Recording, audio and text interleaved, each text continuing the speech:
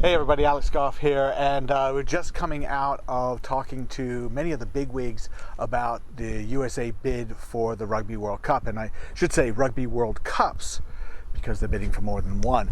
And there are a lot of questions that fans have, and everybody who's been a little bit burned, and haven't we all been a little bit burned by the troubles with USA Rugby throughout 2020, have got to be wondering, what's the deal here, and are we going to get stuck with a bill if things go south? That was a big question that I had for Ross Young, USA Rugby CEO, when they officially launched the bid. And the essential answer to that is that there's some protection this time. The bid committee, the bid organization, is a separate entity from USA Rugby, and therefore, if things don't work out, that USA Rugby will not be stuck with any shortfall. That's what they tell us anyway.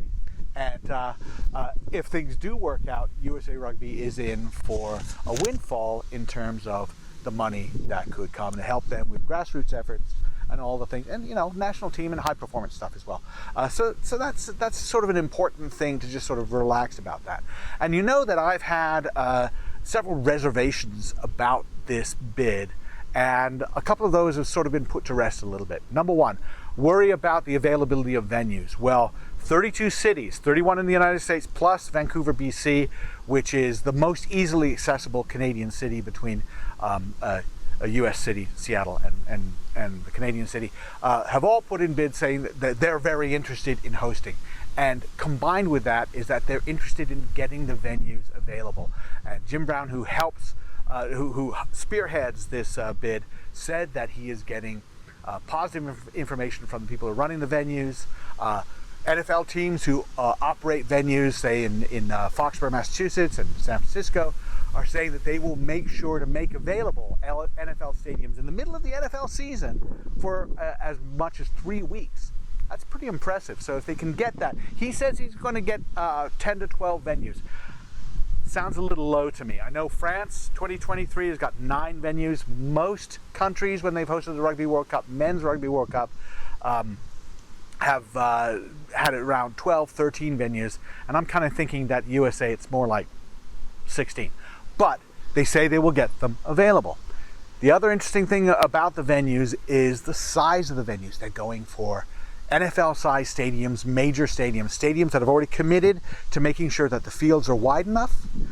Several of them have revamped themselves for soccer issues anyway, and then the Soccer World Cup.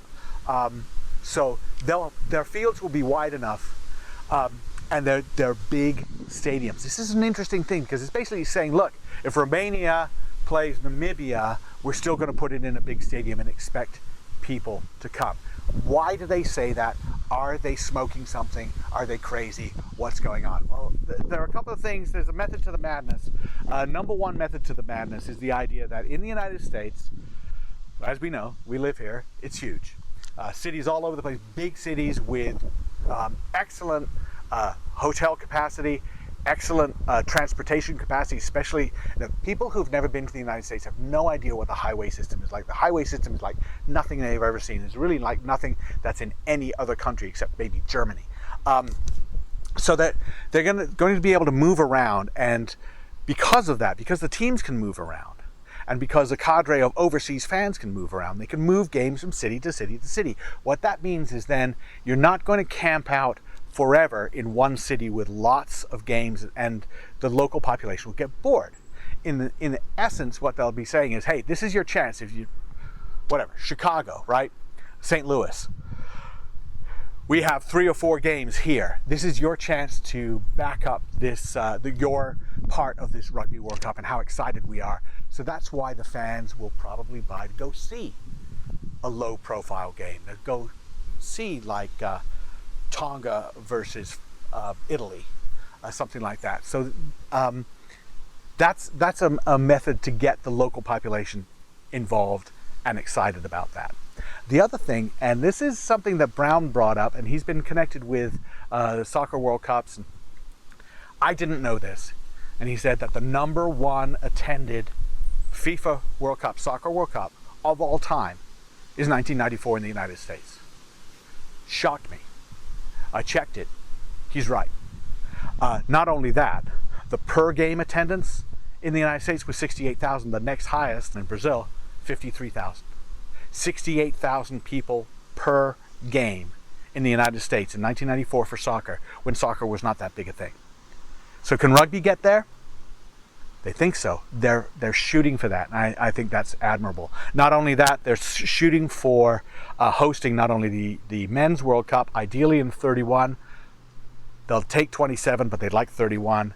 And then if they do 31, 29 is almost like a dry run, the Women's World Cup. And instead of hosting the Women's World Cup the way it's been done, which is in one city, in 2 or 3 venues, most of which hold like 5,000 people, they're going to be putting them in NFL-sized stadiums or Major League Soccer-sized stadiums, 30,000 to 50,000. Basically saying that they have faith that this is sellable, just like the Women's Soccer World Cup is sellable, and putting the entire machine behind it. They've got a machine going for the entire World Cup for these cities. Get them behind it. Well, get behind the women as well. And that is something that is heartening, really. So what we're looking at are 2 massive events sometime from now. The Men's World Cup, they're looking at 10 years from now, but you know, those 10 years can go really, really fast. So some of the reservations that I have on this, I wouldn't say go away, but there's a reason behind it. So I think if you want to ask me, as people have asked me, is this a good idea? Like, yeah, it might be a good idea. The key thing is to make sure that there aren't dumb financial mistakes made on behalf of USA Rugby. And the key thing is that, you know, the other thing is we've got to get behind it. And we've got to get behind it emotionally throughout the bid process. But then if the United States does get it, we can't be too good to go see a game. And I'm not talking about the USA. I'm not talking about the All Blacks. I'm not talking about the Wallabies or Ireland or anything like that. You know, if your town has a low profile game between a number 4 seed and a number 5 seed in the pool, go to the game.